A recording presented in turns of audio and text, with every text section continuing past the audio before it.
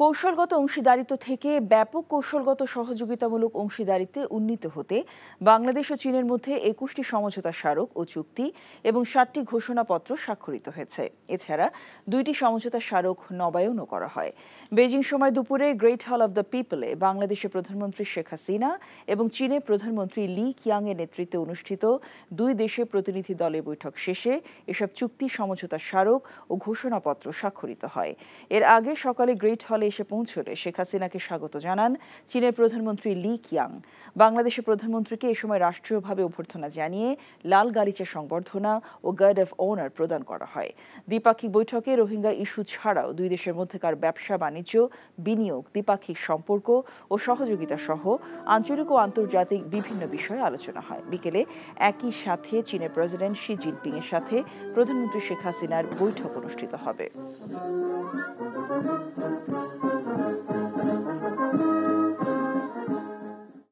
এখন জন্ম সনদ দিয়ে খোলো বিকাশ স্টুডেন্ট অ্যাকাউন্ট। নিজের বিকাশ নিজে কর। চীনের প্রধানমন্ত্রীর সংবাদ সংগ্রহ করছেন আমাদের স্পেশাল করেসপন্ডেন্ট মুকসিমুল আহসান। আমরা সরাসরি যাচ্ছি তার কাছে। মুকসিমুল, প্রধানমন্ত্রীর সফর নিয়ে আর কি কি তথ্য আছে আপনার কাছে?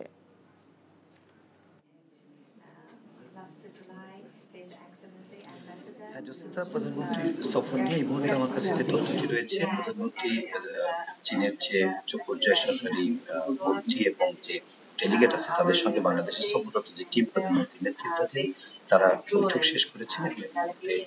সেই বৈঠকের পরে বাংলাদেশের পররাষ্ট্রমন্ত্রী তিনি একটি ব্রিফিং করবেন, ডক্টর হাসান মাহমুদ। তার ব্রিফিং এর আগে আমরা এই মুহূর্তে আছি প্রধানমন্ত্রী যে হোটেলে অবস্থান করছেন সেন্ট রেজিস, সেই হোটেলে আমরা দেখতে পাচ্ছি যে এই চুক্তির বাইরেও একটি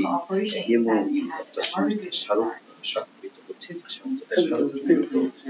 এখানকার চীনের একটি বিশ্ববিদ্যালয়ের সঙ্গে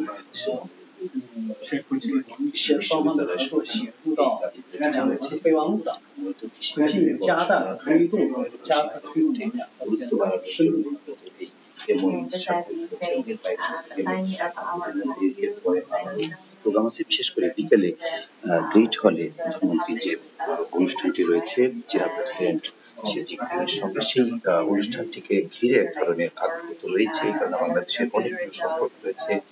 সেই সাথে বাংলাদেশের বড় অংশীদার, উন্নয়ন অংশীদার, সবকিছু মিলে বলা যায় যে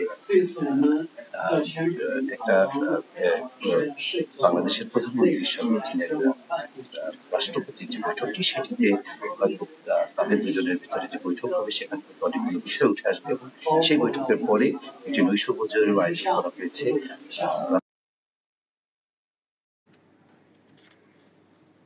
জানছিলাম চীনে প্রধানমন্ত্রীর কর্মসূচির খবর।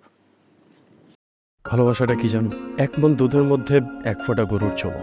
এই ১ ফোঁটা গরুর চোনা যেমন ১ মণ দুধকে নষ্ট করে দেয়, ঠিক সেরকম ভাবে প্রেম ভালোবাসাটা তোমার ক্যারিয়ারটাকে একদম নষ্ট করে দেয়। তোর জন্য কেন আমার এত টান, তুই ছাড়া কাঁদে আমার অবুঝ পরাণ, দূরে গেলে বুকে ভালোবাসা জাগে, তোর জন্য আমার বড্ড মায়া লাগে। তুমি আমার কাছে টাকা চাইতেছো, সেরকম আমারও তোমার কাছে একটা চাওয়া আছে। স্যার ইভেন এটাও বলছে যে আপনি নাকি পড়াশোনা ভালো মতো শেখান না।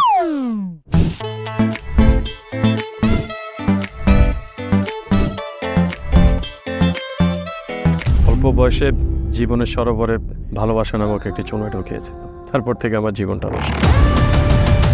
মানুষের জীবনের তাগিদে মাঝে মধ্যে দূরে সরে যেতে হয়, আবার জীবনের প্রয়োজনে ফিরে আসে। আমিও ফিরবো।